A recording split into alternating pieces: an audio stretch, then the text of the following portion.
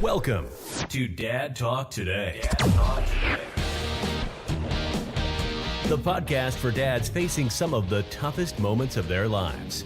We are here to walk with men through divorce, keep them connected to their kids, help them understand their rights, and work for change in family law courts. Moms, you are always welcome too. We are all about advocating for shared parenting and doing what is best for our kids. Here is your host, Eric Carroll.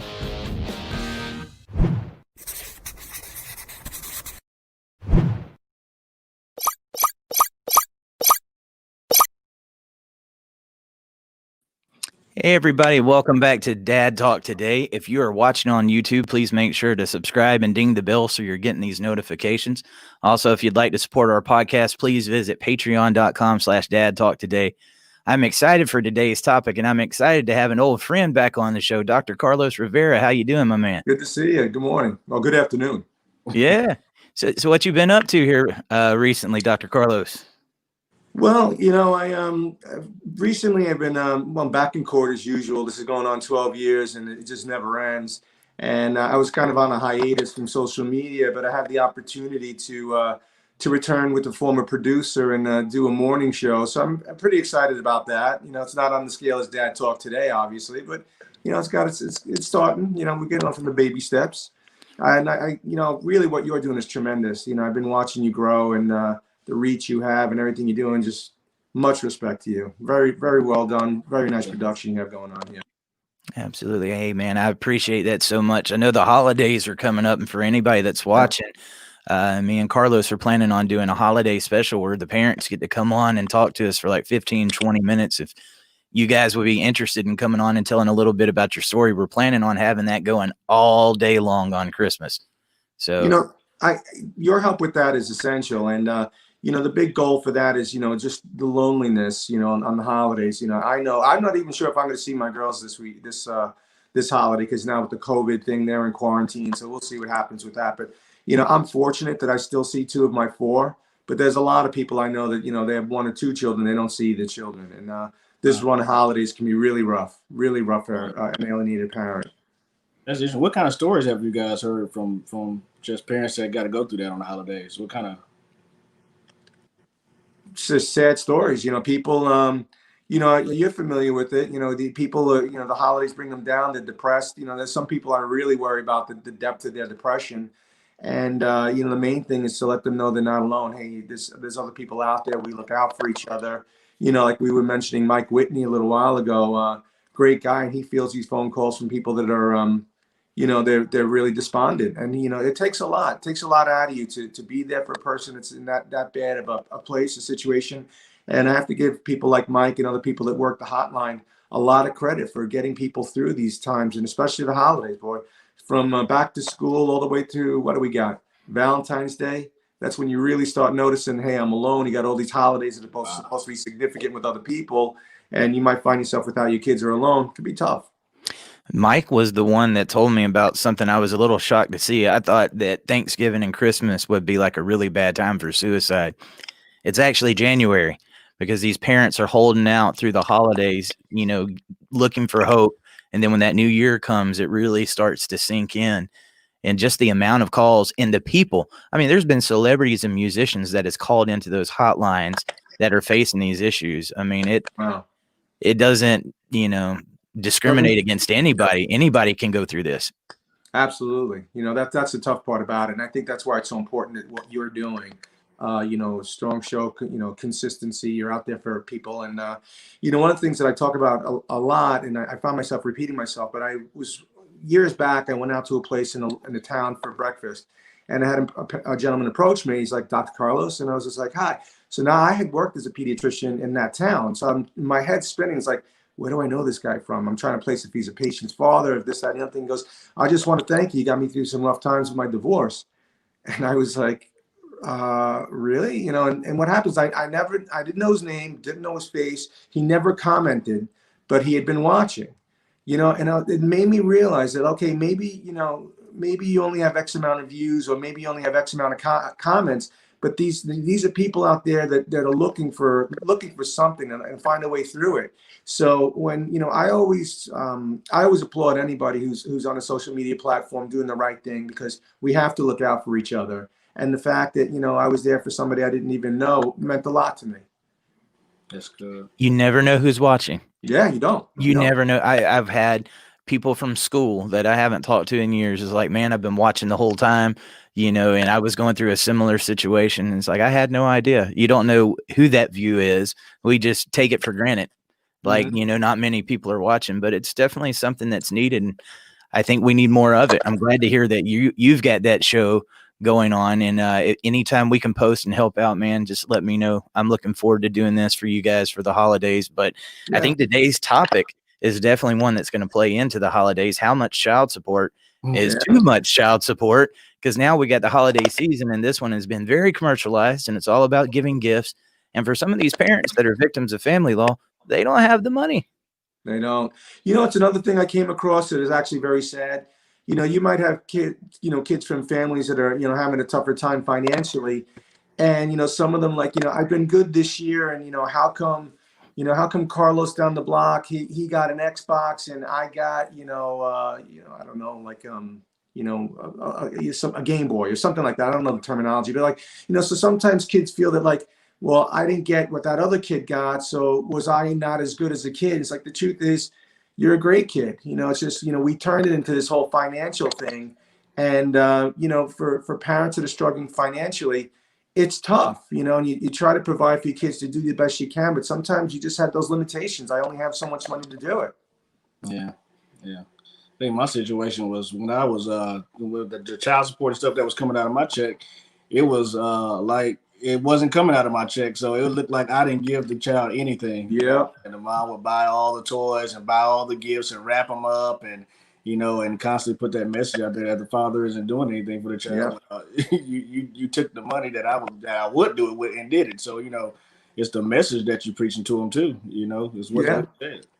Well, you've got other angles of this too. People think that they've got these state laws and it says only 40 or 50% of your paycheck can be taken. Well, then there's that thing called alimony, and it kicks in. I know some of these guys. I got a friend here in Georgia. I'm not going to say his name. $225,000 a year he makes, Carlos, and he's bringing home $25 a week after child support and alimony. I believe that 2/3 of my income's garnished between child support and alimony. I'm supposed to live on $777 a month. I could barely rent a room and get by. God forbid I wanted a car or a cell phone, so it's like, that's the thing. You can't leave a parent destitute. You can't leave somebody below the poverty level. Yeah. There has to be a compromise. And, the court should demand that both parents contribute financially. You shouldn't have a landslide provider and then somebody, a landslide recipient, and somebody has to provide and they're left destitute or living in their mom's basement. I think that we really need to bring attention to this to let people know, like, you're leaving parents below the poverty level. So right. What happens when, you do get visitation? What are you supposed to do with your kid? In my case, my driver's license was revoked. So where am I supposed to go? What am I supposed to do with them? Entertain them, bring them to my house and just kind of sit there in the living room and stare at each other? There's a lot of issues associated with child support and garnishment, like Darren's talking about, that really leave parents in a no-win situation. Yeah. After all my child support and everything came out, I had $100 left for the month. For the month. Yeah, and I was a CPS investigator. I'm going out and doing these cases, and I'm wondering, if I got gas to go on all these cases. It was crazy. I know what that's like. You worry, should I drive to this place because I'm going to run out of gas? Right. By the end of the week. I know that fear. I know what you're talking about. Yeah, it's crazy. We got a comment in here from our brand here on YouTube. He said, at least for now, my child support is outside of court. But just curious, has child support during the pandemic been a reason for modification or even temporary modification, if that exists? I'll be honest with you, my man. I haven't heard of anybody getting a modification because of COVID. No. I have not. And that is completely insane because so many people were without their jobs. There's businesses that were shut down. Everybody got relief besides non-custodial parents. Well, in my case, that stimulus check was going straight to child support, which, okay, fine, whatever, like it goes for the kids. But I'm lucky, I live with my aunt's house in a room there. And I used to do well as a pediatrician. I no longer have a career. I don't have my own place. I share a room, and I'm lucky to have it. But, you know, there's states out there bragging about how much they're collecting in child support right now. It's like you're bragging and these people have nowhere to go. What does the average guy do, the average mom do when they're, you know, say if I was a server in a restaurant, those people aren't making money on tips anymore. You know, so you're bragging about keep, you know, taking food off their table or maybe leaving them with no roof over their head.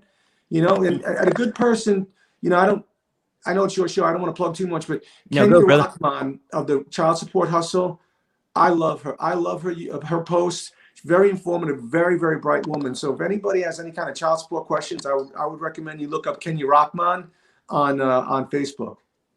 I was just plugging her yesterday on a show. I mean, and when it comes to child support, she knows so much about it. And Title 4D is the thing that gets talked about so much. And I hear so many different angles on it. I know from what I've read, about 2/3 of every dollar the federal government reimburses the states. So why were they garnishing all these paychecks when the stimulus checks were going out? Because they were still making money off of saying they were giving you money.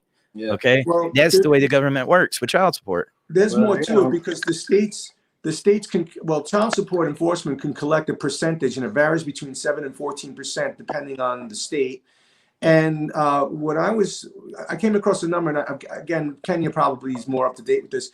I was told that it was every dollar, what was it, $7 per dollar, let's say in New York State. So for me, my child support is back up to $560,000 in arrears between child support and alimony. That's for real. And I'll tell that story in a minute. But if you just break it down to 500,000, technically I'm worth 3.5 million then to the court system because they're getting $7 on the dollar in New York State. So it's crazy. So that's why they want to bury me and, you know, bury me and other loving parents under this debt because you'll never get out from under that debt. Right. You know, 560 came from $160,000 settlement. Not a settlement. What do you call it? What's the word, Eric? You know the word. Like basically a judgment, right? Yeah. So my ex wins $160,000 judgment. They killed me with the with the penalties, fees, and interest, and now I'm up to $560,000. Yeah, not to mention that it hits your credit. Oh, forget credit. There ain't no such thing as credit when you're that far in arrears. You know, I was doing for the state of Texas. I was doing trainings on adverse childhood experiences and things like that, and I would go through like a Texas school, like University of Texas Arlington, University of Texas, something like that, and I would be looking to get that check from the state, and it would never show up. I'm like, where's these checks at? And I wasn't really paying attention. Child support.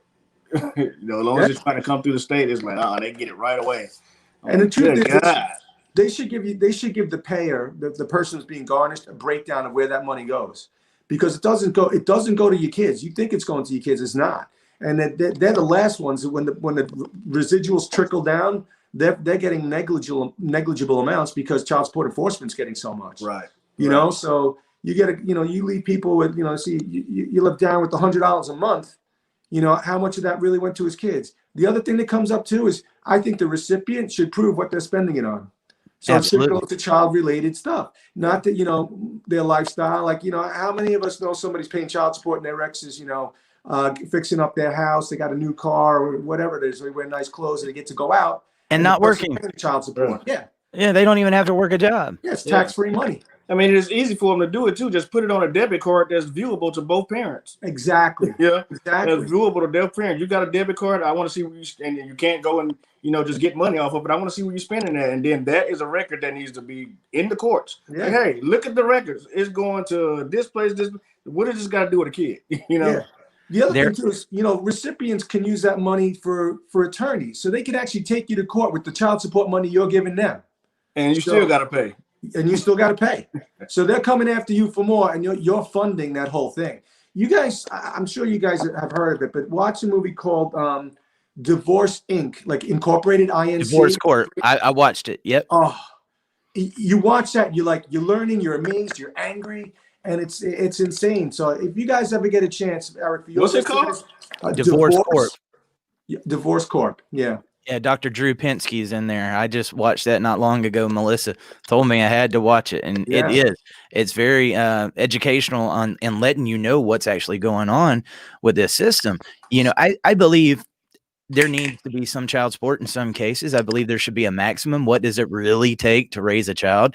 Should people be paying tens of $15,000 a month? Absolutely not. Yeah. It's like this person said they wanted a new life, and now their whole new lifestyle depends on this person having a lifestyle that's being a slave to funding that new lifestyle while they go off and live however they want to live. It's so unfair. And that's why I take such exception sometimes when we talk about these situations that parents are going through, and people inside the community discredit them. They'll say, oh, it's not about them. It's about the children. Stop saying it is about those people. And they should never have to be going through those types of situations either. Of course, it's about the kids. That's why they're going through this in the first place. Yeah. But some of the situations that these guys are going through, Carlos, I don't know how they do it. You segue into something very, very important in that when you look at the Netherlands, this nonsense doesn't take place because the Netherlands, there's more of an equal distribution between the sexes as far as income and job opportunities. So they have a fixed amount for child support. So if you have one kid, it's X amount, two kids, it's X amount, and it doesn't go beyond that. So let's say that, Darren's making $250,000 a year and his ex is making $100,000 a year. It doesn't matter. You only need X amount for child support. So for them to get divorced, it's simply filing paperwork. And very rarely do you get into these disputes over alimony and child support in the Netherlands. Why can't we copy that system? Because they make too much money on it. They're making over $70 billion a year off of struggling parents. Yeah. Darren, you've been to the houses. You know what it's like. Yeah, absolutely. And we was talking about some of those numbers yesterday, as far as how all of the father initiative programs and all that get so much money from just different organizations in the government. They'll fund them. So if you fix the problem, if you cure the problem, where that money is not needed anymore. So you find a way to perpetuate the problem while looking like you're solving an issue, and you're really not. Unless you give equal treatment and father's rights and all that, that's how you really solve the issue. Well, I like your debit card idea because listen. My wages are getting garnished through child support enforcement. Okay, fine. Taking care of my kids. But you should use that debit card. Yeah. Let me know what that money's being spent on. And whatever's left, kids. Whatever's left, what we going to do with the money? I'll make the life sacrifices. I'll make the life sacrifices if it's truly going to my kids. But right now, I know plenty of people. Their exes are living nice and, they're couch surfing between friends' houses. And I think if you do that, you can see what's left because now you can't just go frivolously spend. And if it's if you're getting $25,000 a month and there's $10,000 left at the end of the month, which is going to be more than that. So then why is that not in the savings account for the kid or something? Or why is it not going to a college fund? Or why is it not going to something that's going to build up for that child to have access, a trust fund or whatever? Create some type of wealth out of it. But if you're just spending that much money a month on foolishness, you wasting a whole lot of opportunities to really invest in my child. Yeah. So it's a horrible unfair system. Or you brought up the Christmas presents. How easy then it would be for the recipient parent to say, oh well, your mom, this is from me because your mom didn't give any child support or your dad didn't give any child support. It should be fair. I think our system wants the parents to fight and argue because they're making money, and who gets hurt? Just like both of you saying, the kids are getting hurt. Well, that's what I said. The family court promotes nothing but the destruction of broken families all the way around. You're taking two people that were probably in high conflict enough that they're going to end this marriage. Now you're putting them inside a family court, making them argue over who's going to get the kids, who's going to get the house, who's going to get the car, and you're expecting to get some type of good results out of that. You're just not going to. There should be some type of mediation phase, and make them work it outside of court. Court should not be the first option that people think of when it comes to divorce. Right. Yeah. It should be like a mandatory mediation phase before, because one of the things I've talked with mediators since, once I got destroyed, but I initially wanted to use a mediator. My ex didn't. She went with attorneys and we all know what happened to me. But with mediators, I'd be like, listen, you make X amount, you make X amount. So this is what you're going to need to survive. And here's where you're going to be. That doesn't happen when you have attorneys. What do? They get your net worth statement first so they know how much they could bilk you for. And, your case ends when you run out of money, so you had nothing left. But the other thing that sets you up for problems is what do the courts always say? In the best interest of the children, the lifestyle the children would have had if the parents did not break up. Well, the problem is the parents did break up. Right. So now when you had a 2-income house, there is no way that one person's going to be able to provide at a level of the type of housing that child had before the divorce. everybody needs to make an adjustment. So Right. both people need to make an adjustment. We have comparable living situations. Like, why should my kids have like their own room in a nice place, with their mom? Or let's just say any other parent. Some mom is living back with her mother and sharing a house or an apartment, and then she goes to the father's house who's living large. Why should that happen? The kid should be, equally housed at whatever financial level at both mother and father's home. That's just a system. Or if you do, Roz, go get it on your own. Don't. I shouldn't have to support your lifestyle. Exactly. Exactly. We can give an equal amount, and then if you raise beyond that, man, more power to you. Yeah. But other than that, man, sometimes you'll see parents that'll work themselves up into a position where they would say, here, you can have your child support, you can cut it off or whatever. But you got those vindictive ones that they don't do that. They purposely, stay right there to get the child support. The other thing the courts tell you is like, well, you need to get a second or a third job. It's like, all right, judge, that sounds like a good idea. So now we want what's in the best interest of the kids. So now it's not about my time with the children. It's about how much money I could provide. So now I work a second or third job to satisfy the court, but now I don't see my kid. So whose best interest am I serving there with my second or third job? Right? Got to make it equal. Right. Got to share it. Well, and some of the other tricks that they're playing inside of family court just to drain you out of money so you can't fight, so the other side's going to win. There's one part of your case that always comes to mind when I'm thinking about this, Carlos. What was it about the water bill? Oh, my God. Eric, utilities. This is nuts. My typical water bill in Suffolk County was $50 for every 3 months. I was getting bills for $500 for water bills. I was getting $900 a month electric bills on top of $15,000 a year in property taxes. I was supposed to be shelling out $15,000 a month while my ex was allowed to stay home and be a homemaker. Right? Wow. Those are for real. I can show you proof of those utility bills. My thing is I wanted things to change the least amount for my kids. So that's why I agreed to leave them in the house. But one of the things I didn't know is there should have been a cap on it. I used to have patients coming to my practice, say, Doc, I passed by your ex's house and every light was lit up. It looked like Christmas. He's like, yeah, of course, because she doesn't pay the bill. That's why I'm getting $900 electric bills and, every light's on. She did it on purpose. Yeah. Wow. And what was that? What would you like? Is that just been vindictive, or does it benefit her in the court some kind of way if she can show a high bill? No, she's just being vindictive. It runs him out of money. He can't fight if he doesn't have money. I can't. And I couldn't keep up with the amount that was stipulated in my agreement. One of the other things. Oh gosh, what were you reminding me of? I will go back to it, but you reminded me of something. Just slipped my mind. Yeah, man. I mean, that's how it works. They will find every little way they can to drain you of money. So once you're inside the court, if you can't pay those attorneys, most of the time the attorney's not going to work for free. Oh no. So it leaves you destitute. Now you're owing on this child support, you're owing this alimony, you're in arrears. They destroy you because you get a divorce. There was another thing that happened in my trial. This is what Darren just reminded me of. When in my trial, my ex is claiming that she needed $800 per month for new clothing for our 4 children. She needed $2,000 a month for food. And the magistrate was like, yup, okay. And that was in the judgment. It's like, whatever my kids need for food, that's fine. But whether they're eating steak and lobster every meal, like $2,000 a month just for food, $800. Do you guys spend $800 a month on clothing? Nowhere near it. No, and I have 5 kids in the house. If that's the case, then why do people that's on food stamps don't get that amount of money? Exactly. Yeah, you got to use you can have a family of 5 that gets $700 a month for food stamps, or something like that. So if that's the case, then the child support should use the same calculation. Oh yeah, when the state pays, it's a whole different pay scale. Right. But when depending on how much money you're making, sky's the limit. Absolutely.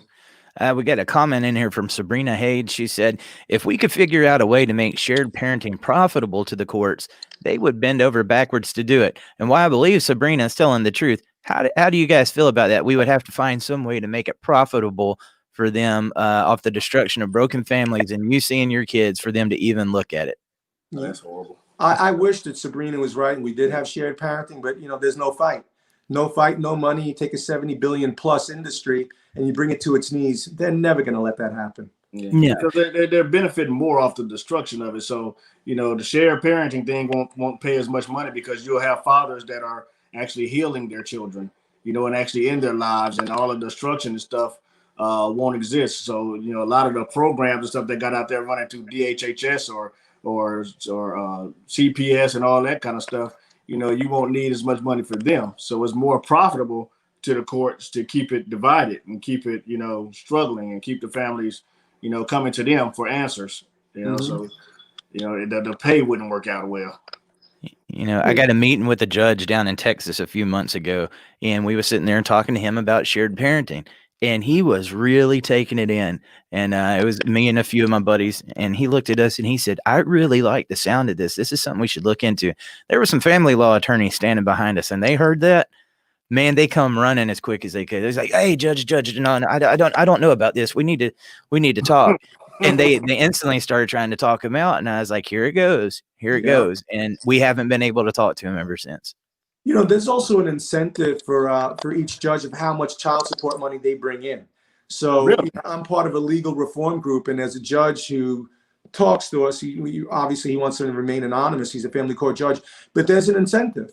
So whatever judge rakes in the most amount of child support, the child support penalties he gives out or she gives out, that comes back to the court. And it's almost like, the cops have to give X amount of tickets by the end of the month. Judges have to show how much child support they're putting into the system by the end of the month. It's insane. I did not know that. There's an incentive for it. And that's a good thing. You got people like Darren, former CPS workers, that can get a little bit of behind the scenes and show you what's going on. If we can find some of these judges and attorneys willing to speak out about what's going on, that's where the power's at. Yeah. I wish more of them would start speaking up. But we got to be honest. When you're going up against an industry that's making multi-billion dollars a year, it's dangerous for these people to speak. They're going to get destroyed. Yeah. Yeah, I mean, we got to be really careful in how we present it. I mean, just this year alone, we've had like 3 fathers' rights advocates. We had Mark Angelucci earlier this year murdered. When people start trying to speak up for this system, and it shows you how dangerous this can actually get. Right. Yeah. Right. I didn't know that story. Can you break it down real quick? What happened to him? Oh yeah, Mark Angelucci was a men's rights lawyer. Very well known. He had won some of the biggest landmark cases against CPS and for men's rights in the country. Earlier this year, he was about to go do another case that was going to be a landmark case. And somebody flew to his house and they disguised themselves as a FedEx driver, knocked on the door. When Mark came to the door, they had a box. They dropped it. There was a gun under it, popped him, killed him. No. Yeah. Wow. Crazy. Yeah, it was a really big thing. You can see it. It was on the news, but it was one of those. I mean, why it happened. And we've had several more advocates. I think we just had one a couple of weeks ago. I can't remember their name. But it was going on.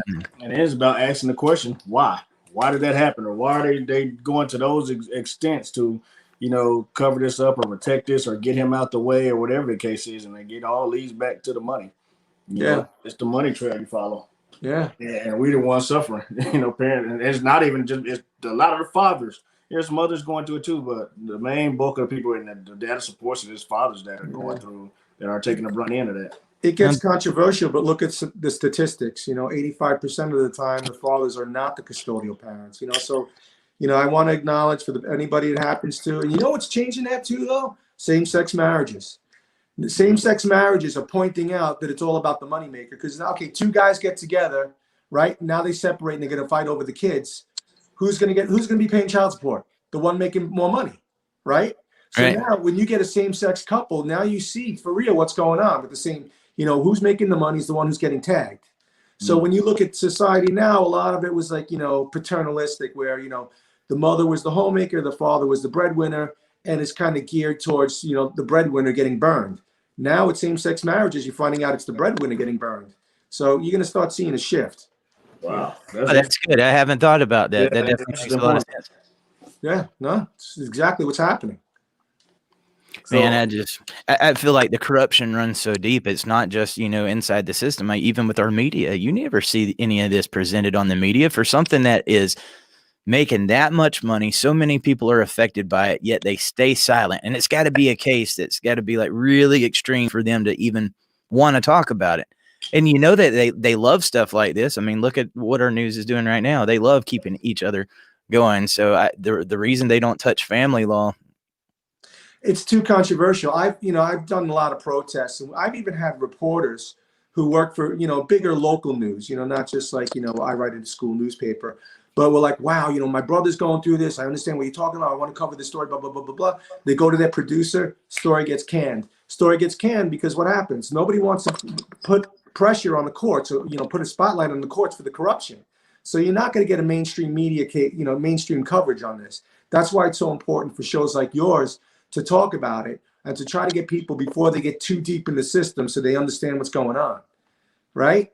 So, I spent a lot of time hoping I can get the local news involved, I can get big media involved, and I realize now it's got to be us. It's got to be us grassroots with shows like this, get out to people, let them know the information, and the stories will go from, I don't believe what you're talking about, to, are you serious? Right? Because how many times you guys get looked at when you tell your story and people look at you like, something's not right. You get those looks like they don't believe you. Right. They don't believe it unless they get wrapped up in it. Right.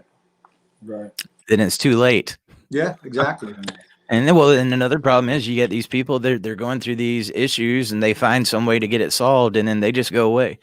It's like they don't even remember what it was like for them to go through it, and they don't become a part of this.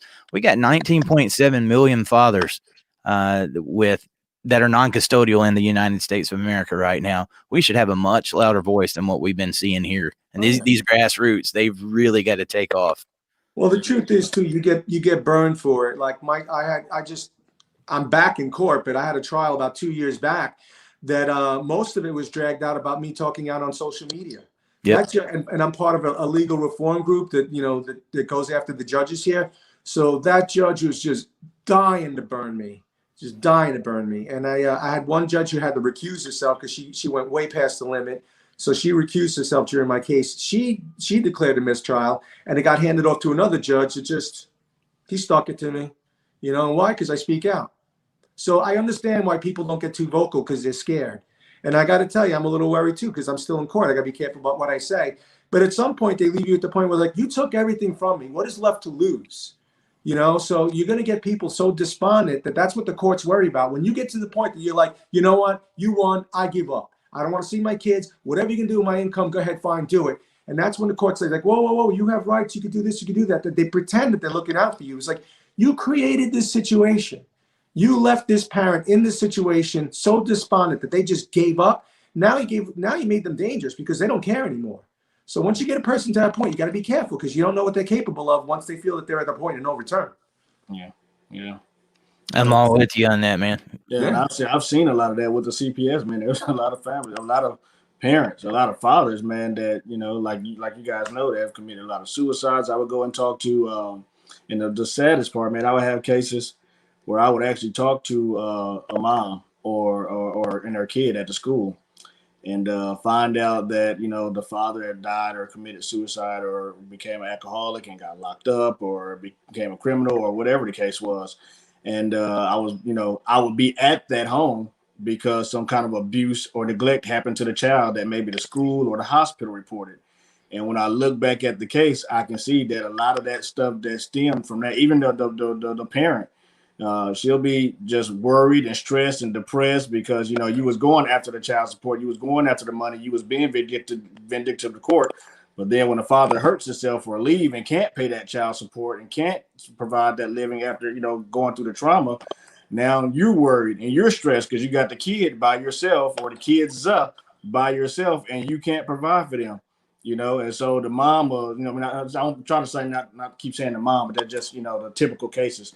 They'll end up sometimes, getting frustrated and abusing the kid. Maybe too hard of a whooping or neglect sets in, or she just depressed and stay in the bed all the time. The kid's not eating, they're not going to the doctor, and just it's a horrible situation that comes out of that, and it all stems back from a lot of that stuff, man. It's an effect that happens after that, and it's a sad thing to watch.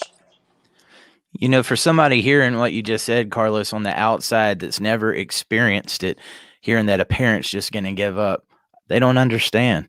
No. You know, I understand how they get to that point now, because it feels like no matter how they turn, and even if they do everything that the courts want them to right now, and it just completely takes everything they've got, they still might not even have a chance to see their kids, because the kids are the bait to keep them going.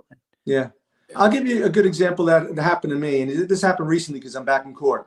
I lost my practice. I lost my livelihood. I spent 6 months in jail for child support arrears. Was getting bills while I was in jail. I couldn't pay. I was like, hold on, let me write a check. Like, how am I supposed to pay it? I'm in jail. I'm not making an income. So this legal reform group, because my license was revoked, I got a restricted license, which allows me to go to and from work, courts, to the doctor. So what happened was this legal reform group paid me $100 a month to drive a sign truck. So technically I'm working. So they provided the means for me to have my kids for, visitations. I used to pick them up in the sign truck. It was like, have you been harmed by the illegal system? And that was the only way to get around, right? So my ex set that situation up where I couldn't drive. So recently we're back in court, and then she brings up, well, he picked them up in that truck. Could you imagine how embarrassing it was for the children to be picked up in that truck? And I was just like, you're the reason I had to drive the truck. So you did that on purpose. So no matter what you do, you get faulted. They put you in a situation where you have no other options, and then they fault you for the only choice that you had available to you, right? So how's somebody supposed to win? So let's say some father's making a lot of money. He crushes the mom in a divorce. Now she's driving a junk car that ain't even worth $500, and he's driving a nice car. The kids are going to be embarrassed now because the mom's got this lousy car. Like, he set that up. The court should be like, okay, let's see what the distribution of assets are. If one person's driving a 6-figure car, well, let's make a high-end car, right? And the other person's driving a Ford, a Toyota Prius like me. Like, all right, you have enough money to get this bigger car. We got to figure something out here where things are more equal. It just doesn't happen that way. Wow. That situation makes me so mad, man. It's crazy. I mean, the more I hear about it, and then they want to silence you because they know if people hear what you're going through, people are going to get angry. Yeah. I got to tell you, I want to drive that sign truck again because honestly, I felt like I was doing something. My kids got a kick out of it. They thought it was funny, but that's the only way you got to get vocal, and you got to do these things. And I'm serious. I would drive a sign truck again, with some kind of message on it. They make sign trucks now that's like this, like plasma screen, so you can kind of change the message what they're having. I drive around different message every day. That'd be fun. Darren, you was talking about something similar about getting out to these rallies and making sure that we're holding the signs and getting loud and getting vocal. Yeah. It seems like that is our hardest challenge, is getting people out to do that and work together. And like you said, it's because of a lot of that fear, man. People are getting retaliated on for getting vocal. Yeah. And so, the whole goal of that is to promote fear. But, when you got a lot of people coming together, if you got the numbers, that fear shift, just like it did with the gay rights movement, the LGBT, the women's right. When they got loud and they got the numbers and they got organized, now it's almost taboo. It's almost, you would be a dummy not to talk about that stuff, or not to be on the side of the women's right movement and all that kind of stuff if you're trying to be elected and all that kind of stuff because of, the number shift. So it's a numbers game. But if we have the numbers on our side, like you said, 19.7 million. If you look at, like I said, this affects a lot of fathers everywhere, from all different races, from all different backgrounds, from the rich to the poor. I believe our numbers far exceed those that are in politics or in the communities or in the court systems or in the family courts. Our numbers far exceed theirs. We just won't talk. We kind of like that elephant that's, been chained up to a fence for so long, and you can only go so far, and don't realize that it's powerful enough to go as far as it want to go. But because of that shock, it got that 1, 2, 3, 4 times at a certain point. Yeah. And that's us. You make an excellent point, because we are a tremendous lobbying force. If we ever organized, we could tell these politicians, we'll vote you out. Yep. We can vote you out. So out or in. Yeah, exactly. Right. So we have to mobilize, and the only way, social media is our only friend. You get somebody who's getting a lot of views, or maybe could draw some people to a crowd. I recently went to, let's not talk about politics. People don't like this one or that one, but I went to a Trump rally. Over 1 million people there. You had to see what it was like. I've been to protests where we get like 100 people, and that's a good one. You know, it was crazy to be in, you know, over 1 million people strong protesting something. Yeah. It was like an experience. I'll never experience anything like that again. Man. And we could do huge numbers. If we got together as alienated parents or parents who were wronged by the family court system, could you imagine how many people you could put in a mall in DC? Yeah. Incredible.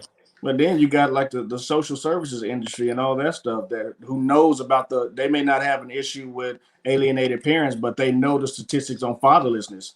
I mean, that's out there huge and everywhere. So you got a plethora of different people that'll come together if there was something to come together for. Yeah. I was shocked earlier this year when we went to DC just how many of these politicians, like fatherlessness was one of the biggest things they wanted to talk about. You start talking about divorce and fatherlessness was something they brought up themselves. And I would ask, it was like, why are you guys not, you know, doing anything about it? It's like, because we've got to see a voter base. You know, we're told to stick to these core issues because that's what gets us elected. I'm sympathetic. It's something I'm really passionate about, but they got to get votes. And that's what they're told. So, I mean, if we can get our people behind this, we definitely have the power. You look at this political race right now and how thin it is between a winner and a loser. We could have made all the difference in the world. 25 million people in the United States affected by family law is the current statistics. That's a lot of votes, guys. I would imagine it'd be more. I'm sure it is. Every time I go to get these statistics, it gets more and more and more. But go ahead. Because it's not even just about fathers. There is so many women, so many mothers, so many. We did a rally this past weekend, and I told my story about being a fatherless male and why we needed fathers in the home. And then she got up and she spoke. She had a father in the home and how it benefited her for having a father in the home. And the crowd, you know, based on the crowd response, I mean, everybody was clapping for it and everybody was like cheering, like, yeah, we need fathers home. So, you know, just on all spectrums, you need the people that's actually in it now, that's have the 5-year-old, 6-year-old, 19-year-old, I mean, the 17-year-old that's in it and going through it. You need the people that has been there, like myself, and out of it. My son is like 20 years old now, so I'm not really dealing with the issues no more, but I know what they're like. You have the mothers that just support it because they know what it was like to have a father in the home. There's so much other support out there than people that's really affected by it. But I think the people that's really affected by it right now, if they came back to the table and we put all this together, because they have the stories, they have the things that they've went through, they have the things that they're currently going through. Those stories paired with the data, paired with the people that got a heart for it and the sympathy for fatherlessness, and the people that see the kids that's locked up in these facilities based off the trauma that they've gone through and all that stuff. I mean, there's so much support, you know, they would be wise to keep you quiet, you know, because if this ever came together and it ever got loud enough, and you talk, like I said, you focus on the children's and the fathers and the fatherless and the numbers and the statistics and the suicide and the opioids and the alcoholism. You hit there's bipartisan everywhere. That stretches beyond the Republicans, that stretches beyond the independents, the Democrats, the conservatives. That hits everybody. So if we ever got loud enough about it, it'll be affected by a lot of people. Only the ones that won't support it are the ones that's greedy or after some kind of clout. And I was about to say, yeah, they got one thing that we don't. It's money. Money. You know, and that's a great influencer. One thing you brought up there with the stories, I had talked once to an independent filmmaker. We were kind of pitching the idea back and forth, but it came down to money. Is, you know, people need to see it. Like, what do you see when you watch a movie or watch a TV show? Deadbeat dad, father doesn't know how to put on a diaper, can, you know, barely make a box of mac and cheese. You know, it's totally farce. But when I wanted to do something where produce like shows. We're like, okay, here's court reenactments of what's going on, right? So have like a little show of what it's like to be in court, or like have like one of those Judge Judy's or whatever, where you're in family court and people could see what's going on there. I think people, when they see it, you'll motivate them. But right now, you know, we're just a bunch of, you know, fathers who are crying because we got wronged in the system. We're always looked at as sore losers. That's the way that we're portrayed. Right. And that's the way the attorneys portray us. It's like, oh, well, they're just speaking out because, you know, they don't like the outcome. Well, and you look at, like we talked about yesterday, you look at all the numbers. There's 19 billion going to DHHS. There's 17 billion going to this program. There's 14 billion going to this program. All of these programs are designed for father education. So they assume automatically that you're a deadbeat father. So they got the father's initiative. They got the father, how to be a better father, or how to be a better this, or how to get over the loss of a child. They got all these education programs that they're putting the money into, but they're not putting money into the main issue, which is the father's rights, because they automatically determine that this is a deadbeat, and they sell that story, and they sell that idea, and they sell that marketing. So of course, oh, I have an answer for it. I'll do a parent reentry, a father's reentry program, and I'll get so much money, and I'm educating fathers on how to be a better father to their child, this, that, and other. And you need that for some people, but then there's other people that just got divorced, and the courts decided it is what it is. But no, you might be the better parent. Yeah. So I don't need the classes, I don't need the services, I need my rights. Here's another no-win situation. You're talking about these programs that I wasn't aware of, right? So now when you get, like, say, the title of this show, Dad Talk Today, Father's Rights, you get reamed about it. I'm not saying it doesn't happen to women. It does. All the time. It does. But you look at the stats and, like, well, how come there's no mother's initiative? Right. How come, all this other stuff? So it's like, whatever, make your wording PC, but bring it to light. This is a parent issue. You have a parent that's not, motivated, not providing well, right? Make it this thing. But, like, you can't expect fathers to try to mobilize and speak out and fight for their rights when statistically they're the ones getting hurt more. But then you turn around and you make all these initiative plans for fathers to be trained. Like, what are you saying? There's no win. So right. we just have to sit back and take it. And here's the one, like, on that thing we pulled up yesterday, Eric, off that website. The one thing they got on there for moms, now they got all this other stuff about abuse and substance abuse, and the child is more likely to be incarcerated, 7 times more likely to become pregnant as a teen. So they got classes and things for children and stuff for, all the abuse and neglecting. But the one thing they say about mothers is 2 times greater risk of infant mortality. Not like a mother type of parenting class or a mother service or things like that. It's more of the victim, type of role that we see for the mothers in this industry. I think it goes back to those traditional roles. 50, 60 years ago, was there a lot more deadbeat dads? I do believe so. I believe back then that role was going on, and there was much more mothers in the home, and they were the one taking care of the children and taking care of that. We don't live in those same times anymore. And I know so many single dads and dads that are fighting for their children that want to be there.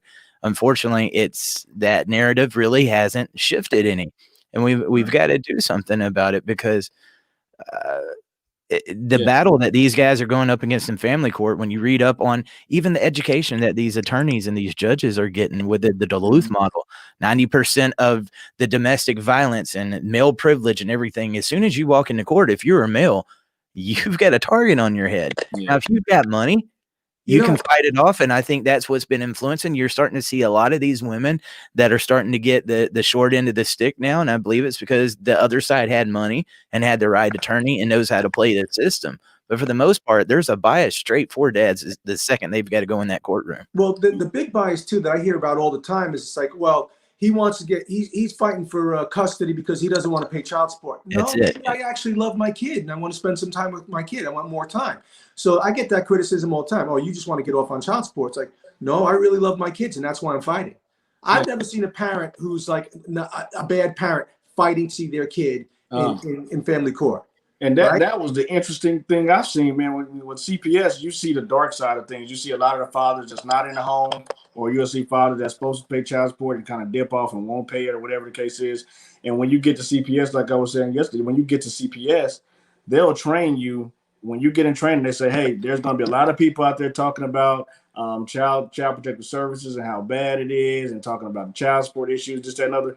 Don't pay any attention to them. If somebody come up to you and ask you any questions or hit you up on Facebook, send them directly to the media relations department. So we're trained not to even look at that. We're not trained to actually look and see, no, these are good parents, good fathers that are fighting for their children. And so I was used to seeing people kind of give up on it, and not really go to links that, a lot of people I've learned of now go to links. But when I actually started looking at you guys and these stories and these situations and paying attention, $500,000, $600,000, almost over $1 million people are paying and fighting for their children. It's like, whoa, really? That's what's going on. But they train people not to look, and it's promoted as, deadbeat dad this, deadbeat dad that. And so you get lumped in with the people that really are not doing what they're supposed to do. It's like, no, these are completely different sets of parents that needs different rules, that need different guidelines. Why do I got to follow the same rules as somebody that did leave their child or did abuse them or did neglect them or whatever the case is? That's it don't work that way. I have to have some type of rights as a great parent who we got a divorce. Me and a parent didn't stay together, but you just traumatized my whole life because I have the same standards as somebody else that's not there and don't want to be there and not going to be there. Yeah. Great points. Great points you're making. It always seems like the guy that doesn't want anything to do with his kid is the one that gets off the hook, right? And then the ones that want to fight, they're the ones that's in there swinging inside the arena. They're the ones that's going to get everything thrown at them. Yeah. I guess because they know, the attorneys, everybody knows that they can milk this guy because he's got a desire to want to see his children. Yep, and he'll go find the money, whereas somebody else that don't really care. Man, I'll get behind on child support and give up. I'll go to jail. It won't matter, And at some point, it'll just go away. They're just not there. They never paid child support, none of that stuff. But that's not the case for a lot of people. And man, a lot of people that's holding on to it and that's fighting. Man, somebody else just walks away. There's no trauma for them, really. Whether they see the kid or not, that'll happen. That's not there. They don't really care like that. But the people that's holding on and fighting, man, those are the ones that are getting dragged through the trauma ring. Those are the ones that you see commit suicide and all that stuff, man. It's a bad thing. But you see a lot of the people that's still fighting, still holding on, still going through there. And then, you at some point, man, it makes a lot of people just angry to the point, like you said, man, I don't know where you push these people to, It's interesting. A lot of times too, I see it. I live it. I see it over and over again, trying to advocating for people. It's like your worth as a parent is about how much money you could provide, right? So there's a sentence. I think, oh my God, Jesse Jackson said, "Children need your presence, as in you being there, as opposed to your presence." Right. With a T, yeah. Their life. So instead of giving gifts and providing money, you being there is what your kids need, right? So kid, if your kid's wearing designer jeans and my kids, got jeans from, I don't know, I shop at Walmart. Does the jeans matter or how well you treat your child? Right. That's what really matters. Right. And people can't accept it if God forbid I'm going to cause some drama. But if you take a child away from a mother, there's a tendency to be outraged and there's tears. When you take a child away from a father, it's just like, well, go out and get more money, go get a job, do this, and it's not fair. And again, I'm acknowledging that this happens to women, but absolutely. I'm telling you, my experiences in court, there's a tremendous gender bias here in Suffolk County and Nassau County, tremendous gender bias. And you know what? I'll fight for the women just like I fight for the men. But you look at the statistics, and nobody cares. It's the fathers are expendable. Right. That's really how I feel. Absolutely, man. And I'll tell you, I will fight for them tooth and nail. I had this one group though; they was talking about how I needed to get dad out of the name, gender bias, because I talk about fathers, and I was like, let's sit down, let's have a talk, because I'd like to hear your thing. And we started telling each other stories. And I told him I felt like I was discriminated against because I have no rights. I haven't seen my child in almost 2 years, and then the amount of money that it's going to take. It's just ridiculous. They felt discriminated against because they were female, right? They were mothers, and they got 50-50 because they didn't get full custody. They were discriminated against. I said, we're on two completely opposite sides of the track, and then we would love to have 50-50. That's the ultimate goal is for everybody, because I believe we play an equal importance. But some of these women don't understand that, but most of them do. We've got stepmoms, we've got sisters, plenty of people that have seen either their husband, their brother that are coming through here, and they love us talking about father's rights. And the mothers that are going through similar situations, they love us in here talking about it too, because they want to see change in the system. Most of the ones that I've seen that have came against us, it's something like I was talking about with that one group, because they didn't get full custody. They felt discriminated against. And I mean, like I said, that is our ultimate goal here. It's horrible because and at the end of the day, it's a simple. So mothers needs rights because you're a mother to the child, so you definitely need rights. fathers need rights because I'm the father to the child. So we have to get back to the table and negotiate this. It's just we're not. Why are we fighting each other just because I say father's rights, this, that, and other, that you stand up and act like I'm offending you as a mother? No, just like I want you to have your rights as a mother, I want my rights as a father. Father's rights that term has almost become derogatory to use, guys. It has become almost completely derogatory. I had a lady not long ago showed up and said, for every post you make about a father, you've got to say one about a mother. And I said, fair enough. I said, how many mother pages have you been to today and told them the same thing, that they got to do something about a father? She never responded to that. It's interesting. When I get into this conversation, I'm like, you know what? Sometimes you see these things and you jump to a conclusion. Like whenever you hear about breast cancer, do you think about men? Men get breast cancer too. Yeah, right? Peter Chris had it. Statistically, it doesn't happen that much to men. So immediately when you think breast cancer, you think of women. You don't see, like you see mammography trucks and all these mammography screenings. Do you see trucks rolling around the neighborhood for testicular exams? That kind of stuff, testicular cancer for guys. You don't. And listen, hey, somebody has breast cancer, terrible. They need treatment, they need care. It does need attention. But the truth is, when you hear certain topics, you immediately think of a gender. And like you said, father's rights became a derogatory term. Nobody wants to address the problem. We just want to be PC. We don't want to call it father's rights. Right? I've seen you countless times talk about, hey, we know, we acknowledge mothers. We acknowledge this happens to them. This isn't what we're about. We're about both parents. But I mean, you put the dad in front of the dog show, and you got headaches.